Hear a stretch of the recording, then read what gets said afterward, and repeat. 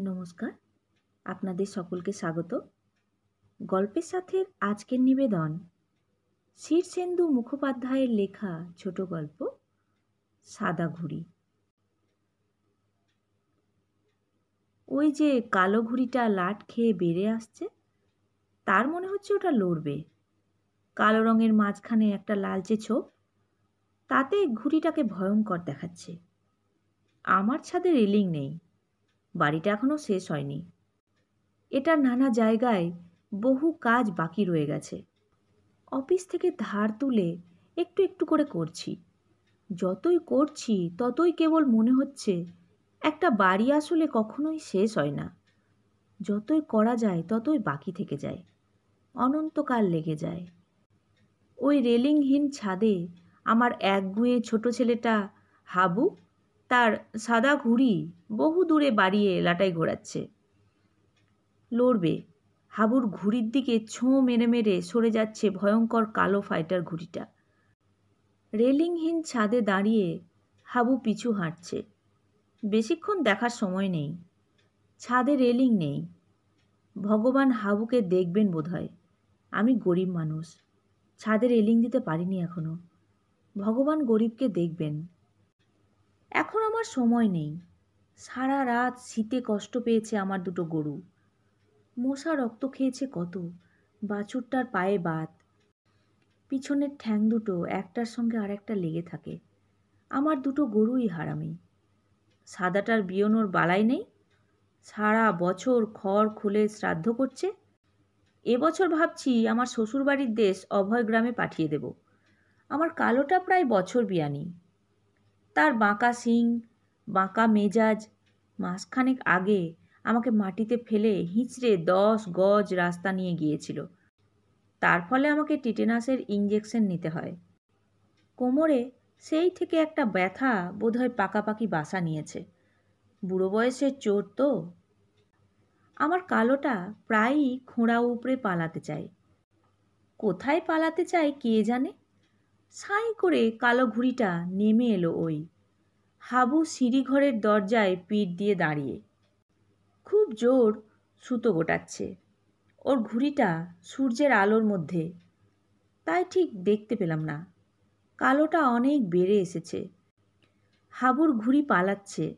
ছাদে রেলিং নেই। ভগবান হাবুকে দেখবেন। বিনাপানি ক্লাবের পশ্চিম কোণে একটা ভাঙা টিউবওয়েল। এই কলটার সঙ্গে আমি রোজ সাদাটাকে বেঁধে রাখি। একটু মাঠ মতন আছে, কিন্তু রাতে ব্যাডমিন্টন খেলা হয় বলে ঘাস মরে মাটি বেরিয়ে গেছে। 2-4খানা ঘাসের মরা ডগা দাঁতের আগায় সারাদিন খোঁটে গরুটা। কালোটাকে বাঁধি দত্তদের জমিতে। জমিটা ছাড়া পড়ে আছে বহুকাল। বাড়ির ভিত গাঁথা হয়েছিল বহুদিন আগে। 4টে ঘর, একটা বারান্দা, পিছন দিকে একটা কুয়া। এই হচ্ছে বাড়িটার ছক। ভিত সেইভাবেই গাঁথা আছে। তার উপর বাড়িটা আর হয়ে ওঠেনি। কুয়োটা মজে এলো। রাজ্যের কুটোকাটা, শ্যাওলা আর ব্যাঙের আস্তানা। বাড়ির ভিতর জঙ্গলে ছেয়ে গেছে। বছরে একবার দত্তবাবু এসে দূরে দাঁড়িয়ে আতঙ্কিত চোখে দৃশ্যটা দেখে চলে যান। দূর এক স্টিমার ঘাটায় তার কেরানিগিরিতে। আমার কালো গরুটা এইখানেই চড়ে। এখানে গাছগাছালির ছায়ায় কিছু ঘাস জন্মায়। গরুটা সারাদিন খায় আর খায়। গরুদের কখনো পেট ভরে না। এবার শীতটা পড়েছে খুব। আলু ক্ষেতের মাটি উস্কে দিয়ে বেগুন চারাগুলোর কাছে এসে বসি।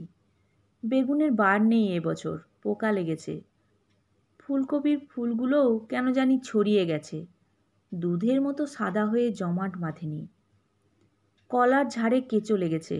বাগান থেকে আকাশ স্পষ্ট দেখা যায় না, তবু গাছপাতার ফাঁকে এক ঝলক একটা সাদা ঘুড়ি দেখতে পাই। যাক বাবা, এখনও কাটেনি হাবুরটা। কালো ঘুড়িটা কি এখনও ছোঁ মারছে কে জানে। কতকাল ধরে পৃথিবীর রস শুষছে গাছপালা। শুষতে শুষতে মাটি ছিবড়ে হয়ে গেছে। ছেলেবেলায় যেমন স্বাদ পেতাম তরকারিতে, এখন আর তেমন স্বাদ পায় না। আমার নাকের দোষ কিনা কে জানে। আজকাল শাক পাতায় কেমিক্যাল সারের গন্ধ পায়। পায় আমার গিন্নিও। কেবল ছেলেপুলেরা কিছু টের পায় না। সামনে ছায়া পড়তেই চোখ তুলে দেখি দুজন মানুষ বেড়ার ওধারে দাঁড়িয়ে। কাকে চাইছেন? শ্যামাপদ ঘোষালের বাড়ি কি এটা? আগে আমি। তারা বিনীতভাবে নমস্কার করে। তাদের মধ্যে লম্বাজন বলে, আমরা কলকাতা থেকে আসছি। এ বাড়িতে একটা ঘর খালি আছে শুনলাম। আছে, দেখবেন? দেখি একটু। চাবি আনতে যেতে একবার মুখ তুলি। হাবু একেবারে রেলিংহীন ছাদের ধারে দাঁড়িয়ে পিছু ফিরে। যদি বেখেয়ালে এক পা পিছু হটে, হাবু সরে যা, সরে যা, মরে যাবি, পড়ে যাবি। কিন্তু আমি কিছুই বলি না। বললেও হাবু কখনো শোনে না। থাক, যা করবার করুক, ভগবান ওকে দেখবেন। ঘরটা তো ছোটই দেখছি, দক্ষিণটা একেবারে বন্ধ। ভিতরের বারান্দা তো কমন না? হ্যাঁ, বাথরুমও তাই। ইস, রান্নাঘর উঠানের ওপাশে। জল বলতে পাতকো না? উঠানে তো রোদ আসে না মনে হয়। জামা কাপড় শুকোবে কোথায়? আর পায়খানা? দুটো, একটা আপনাদের ছেড়ে দেব। ভাড়া বলছেন 50 টাকা। কলকাতা থেকে 10 কিলোমিটার দূর, রেল স্টেশন থেকে 7-8 মিনিটের হাঁটা পথ। তবু 50 টাকা? ওর মধ্যে কি ইলেকট্রিক চার্জ ধরা আছে? না, ইলেকট্রিক আলাদা। মাসে 10 টাকা ফিক্সড। 10 টাকা? মাত্র 4টে পয়েন্টের জন্য 10 টাকা? গরমকালে পাখা চলবে তো? আমাদের পাখা টাখা নেই। তাহলেও কলকাতার চেয়ে এখানকার ইউনিটের দর দ্বিগুণ। লোক দুজন বিতৃষ্ণ চোখে ঘরটা দেখে। পছন্দ হয় না বোধ হয়। গত 1 বছর ধরে এরকম বহু লোক এসে ফিরে গেছে। আমি নিস্পৃহভাবে তাকিয়ে থাকি। লম্বা লোকটা বলে, আমি এখন যে বাড়িতে আছি সন্তোষপুরে, সেটার ভাড়া 45। দুখানা ঘর, সামনে পিছনে বারান্দা, দক্ষিণের হাওয়া আসে হুড় হুড় করে। তার উপর সেটা কলকাতা, এরকম গ্রামগঞ্জ নয়। ছেড়ে দিচ্ছেন কেন? আমার সামনের বারান্দায় বসে পাড়ার ছোকরারা বোম বাঁধে মশাই। অপেক্ষাকৃত বেঁটে লোকটি লম্বা লোকটির শালা। খুব বিনীত হাসি তার মুখে। সসংকোচে বলে, এ ঘরটায় কে থাকে? চৌকিতে বিছানা দেখছি। 28 শিশি, পোস্টারের কাগজ, তুলি, রাজনীতির বই, এসব কি ব্যাপার? আমার মেজ ছেলে পটল পলিটিক্স করে? না, পলিটিক্সের বোঝে কি। এসি পাস করে বেকার বসে আছে, ওইসব করে সময় কাটায়। ওইটা ওর শখ। লম্বা লোকটাকে চিন্তিত দেখায়। এসব এলাকা কেমন? ঝঞ্ঝাট টঞ্ঝাট আছে কিছু? আগে না, খুব নিরিবিলি। কিন্তু খবরের কাগজে যেন দেখছি এ এলাকাতেও। ও, সে ওই অভয়নগর, বেলাবাগান রিফিউজি এলাকায়। এই দিকটাই কিছু নেই। লোক দুজনকে তবু চিন্তিত দেখায়। আমি তাদের কিছু দূর এগিয়ে দিই। বুঝতে পারি তারা আর আসবে না। গত 1 বছর ঘরটা ভাড়া হচ্ছে না। আগের ভাড়াটেরা 30 টাকা দিত, ইলেকট্রিক চার্জ দিত 3 টাকা। তারা ছাড়ার পর আমি ভাড়া বাড়িয়েছি। টাকাটা জমিয়ে বাড়িটাতেই লাগাবো। ভাড়া হচ্ছে না বটে, কিন্তু হবে। কলকাতার গণ্ডগোলটা যদি জোর লেগে যায়। লম্বা লোকটা সামনের বারান্দায় যদি ছোকরাদের বাঁধা বোমা একটাও একদিন ফাটে। হাবু এখন ছাদের মাঝখানে আবার সুতো ছেড়েছে। কালো ঘুড়িটা কোথায়, কেটে গেছে নাকি?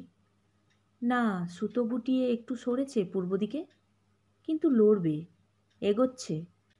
হাবু ছাদের মাঝখানে দাঁতে ঠোঁট চিপে হাসছে। বাছুরটা রোদে গা এলিয়ে শুয়ে, পায়ে বাত, লেজের দিকটায় পাতলা গোবরে মাখামাখি। মাথার কাছে একটা কাক বসে মন দিয়ে ওর মুখ দেখছে।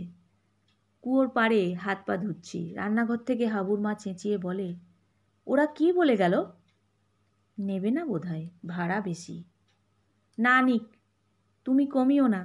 কলকাতা থেকে লোক চলে আসছে। এখন ধরদের বাড়ি কুষ্ঠরোগীর বাড়ি বলে ভাড়া হচ্ছিল না। গত শুক্রবারে সেটাও 80 টাকায় ভাড়া হয়েছে। তুমি চেপে বসে থাকো। রোদে দেওয়া তোশক বালিশের উপর তপুর বিড়ালটা ডন মারছে। বিড়ালটাকে তাড়িয়ে রোদে একটু বসি, একটা সিগারেট টানি। আকাশে সাদা কালো দুটো ঘুড়ি সমান সমান বেড়েছে। এইবার লাগবে। ছাদে হাবুর পা দাপানোর শব্দ হচ্ছে। ঘুড়ির লড়াইটা কি দেখে যাব? থাকবে, এখন আর সে বয়স নেই। সপ্তাহে এই একটাই তো মাত্র ছুটির দিন, সময় নষ্ট করা ঠিক না। উঠোনটায় গতবারে বর্ষা থেকে জল জমেছে, আগে জমতো না। পশ্চিমে একটা মজা পুকুর ছিল, সেখানে নাবালে গড়িয়ে নেমে যেত। গত বছর থেকে এক বড়লোক পুকুরটা কিনে উঁচু করে মাটি ফেলেছে, উঁচু ভিতের বাড়ি গাঁথছে। জলটা এখন উল্টো বাগে গড়িয়ে আসে। গরিবের উঠোন ভেসে যায়, কি করব ভেবে পায় না। চিন্তিতভাবে ঘরে আসি। পরশুদিন সন্ধেবেলা কারেন্ট ছিল না। অসাবধানে মোমবাতি জ্বেলেছিল তপু। দেওয়ালে কালো দাগ। সাবান জলে সেই দাগ তুলি। ক্যালেন্ডারের পেরেক পুঁততে গিয়ে দেওয়ালের ঢালটা উঠিয়েছে পটল। ভ্রু কুঁচকে দৃশ্যটি একটু দেখি। দোতলা উঠবে, সেই আশায় সিঁড়িঘরটা পোক্ত করে করা হয়নি। বর্ষার জল সেইখান দিয়ে চুইয়ে এসে নষ্ট করছে ইলেকট্রিকের তার। দাঁড়িয়ে সমস্যাটা একটু ভাবি। ছাদের ওপর জমানো আছে লোহার শিক, তাতে জং পড়েছে। বাইরে এক গাড়ি বালি, ক্রমে মাটি হয়ে যাচ্ছে। পাথরকুচিগুলো ছুঁড়ে ছুঁড়ে নষ্ট করছে পাড়ার ছেলেরা। সারা বাড়ি ঘুরে আমি এসব দেখি। বাড়িটা শেষ হতে অনন্তকাল লেগে যাবে মনে হয়। কুয়োতলায় মাথায় সাবান দিতে বসেছে তপু, আমার কালো মেয়েটা। গত জ্যৈষ্ঠে 24 পার হয়ে গেল। তপুর বিয়ে হলে আমার 3টে মেয়েই পার হতো, কিন্তু কালো বলে তপুই কেমন আটকে গেছে। গতকাল জিটি রোডে 3টে মরা পড়েছিল। পটল 4 দিন বাড়ি নেই। আমার বেতো বাছুরটা কি বাঁচবে? ফুলকপিগুলো আঁট বাঁধল না, বেগুনে পোকা। ওই লম্বা লোকটা আর আসবে বলে মনে হচ্ছে না। 1 বছর একটা ফালতু ঘর পড়ে আছে। কোমরের ব্যথাটা আঁট হয়ে বসেছে। আমার 2টো গরুই হারামি। ভগবান কি সত্যিই হাবুকে দেখবেন? দেখবেন হয়তো, কিন্তু ওই কালো ঘুড়িটা নিশ্চয়ই হাবুর সাদা ঘুড়িটাকে ভোকাট্টা করে দেবে। যদি দোতলাটা তুলতে পারতাম, তবে পুরো 1 তলা ভাড়া দিতাম। 150-200 টাকা নিশ্চিত আয়। দক্ষিণ দিকে দোতলায় আমার একটা নিজস্ব ছোট্ট বারান্দা করতাম। রেলিং ঘেঁষে বসতাম, মোরগ ফুলের টব, ঝোলাতাম অর্কিড। ছেলেবেলায় সাহেব বাড়িতে ওরকম বারান্দা দেখে আমার বড় শখ রয়ে গেছে। চাকরির আর মাত্র 8 মাস বাকি, তারপর অখণ্ড অবসর। দক্ষিণের বারান্দায় বসতাম ইজি চেয়ারে, হাতে খবরের কাগজ, মাঝে মাঝে 1 পেয়ালা চা, পায়ের কাছে পড়ে থাকা রোদ। এইসব খুব একটা বেশি কিছু নয়, যে কেউ এইসব চাইতে পারে। একটা বাচ্চা ছেলে দৌড়ে এসে চেঁচিয়ে খবর দেয়, মেসোমশাই, আপনাদের কেলে গরু খোঁড়া উপড়েছে দেখুন গে। সত্যিই তাই। হারামি গরুটা ছাড়া জমি পার হয়ে রেল রাস্তায় ঢালু বেগে উঠছে। চিৎকার করে ডাকি, গলা শুনে একবার পিছন ফিরে দেখে, তারপর জোর কদমে ভারী শরীর টেনে উঠে পড়ে রেল রাস্তায়। পাথরে কাঠের খোঁটার খটখট শব্দটা হয়। আপ ডাউন 2টো লাইন পাশাপাশি। আপ লাইনটা পার হওয়ার চেষ্টা করছে আমার কালো গরুটা। এইখানে রেল লাইনে একটা গভীর বাঁক। গাড়ি এলে দূর থেকে ড্রাইভার গরুটাকে দেখতেও পাবে না। হারামির বাচ্চা। আমি ছুটতে থাকি। গরুটা টের পায়। লাইনটা আর পার হওয়ার চেষ্টা না করে লাইন ধরেই ছোটে। আমার কোমর ভেঙে আসে। মেরুদণ্ড দিয়ে একটা ছুরির ফলা লক লক করে চমকে ওঠে। ঢাল বেয়ে উঠতে আমার দম বেরিয়ে যায়। পাথর, খোয়া, রেলের স্লিপারে হোঁচট খায়। গরুটা বা বলে ডাক দেয়, ছুটতে থাকে। রেল লাইনের গভীর বাঁক এখানে। আমার আবল দুধের গায়েটা বুঝতেও পারে না। চঞ্চনে রোদে খালি পায়ে কোমরের সেই ব্যথা নিয়ে আমি প্রাণপণে খানিকটা তাড়া দিই। তারপর দাঁড়াই। হঠাৎ মনে হলো ভগবান ওকে দেখবেন। অবাধ্য গরুটাকে যেতে দিয়ে রেল রাস্তা থেকে নামবার আগে আমি সংসারের দৃশ্যটা ভালো করে দেখি। পিছনে বহুদূরে ওই জিটি রোড, যেখানে কাল 3টে মৃতদেহ পড়েছিল। পটল 4 দিন বাড়িতে নেই। ডান ধারে রেল লাইনের গভীর বাঁক ধরে হেঁটে যাচ্ছে আমার দুধেল গায়ে। কোথায় সে যাবে কে জানে। সামনে কলাঝোপের আড়ালে দেখা যাচ্ছে আমার পলেস্তেরাহীন অসম্পূর্ণ বাড়িটা। ওটা কোনোদিনই শেষ হবে না। রেলিংহীন ছাদে ঘুড়ি ওড়াতে ওড়াতে হঠাৎ স্তব্ধ হয়ে দাঁড়িয়ে তারপর সুতো দ্রুত গুটিয়ে নিচ্ছে হাবু। ওই অনেকটা সুতো নিয়ে তার সাদা কাটা ঘুড়িটা টাল খেয়ে খেয়ে ভেসে যাচ্ছে। আনন্দে গোত্তা খেয়ে উপরে উঠে ঘুরপাক খাচ্ছে কালো ঘুড়িটা। কয়েক পলক স্তব্ধতায় দাঁড়িয়ে আমি সংসারের অসম্পূর্ণতাকে দেখে নিই, অনুভব করি ব্যর্থতাগুলি। সাদা কাটা ঘুড়িটা আমার মাথার ওপর দিয়ে ভেসে যায়। হঠাৎ তড়িৎস্পর্শের মতো আমার হাত ছোঁয় সুতোর হালকা স্পর্শ, মাঞ্জার কড়া ধার। আমি সংসারের দৃশ্য থেকে মুখ ফেরাতেই নীল আকাশে সাদা হাসিটির মতো দোল খাওয়া ঘুড়িটাকে দেখি। সুতোটা আমার হাত ছুঁয়ে আবার সরে যাচ্ছে। আমার পিছনে রাজ্যের ছেলের পায়ের শব্দ আর চিৎকার শুনি। তারা ঘুড়িটার দিকে ছুটে আসছে। সুতোটা আমার মাথার উপরে দোল খায়। আমি সংসারের সব ভুলে গিয়ে আনন্দে হাসি, লাফ দিয়ে উঠি। সুতোটা সরে যায়। অল্প দূরেই আবার স্থির হয়ে বাতাসে দোল খায়। আমি এগোই। সুতোটা সরে যায়, সুতোটা সরে যায়। আমি এগোই, আমি এগোতে থাকি। ক্রমে সংসারের কোলাহল দূরে যায়। নিস্তব্ধ হয়ে যায় পৃথিবীটা। ঘুড়িটা টলতে টলতে এগোয়।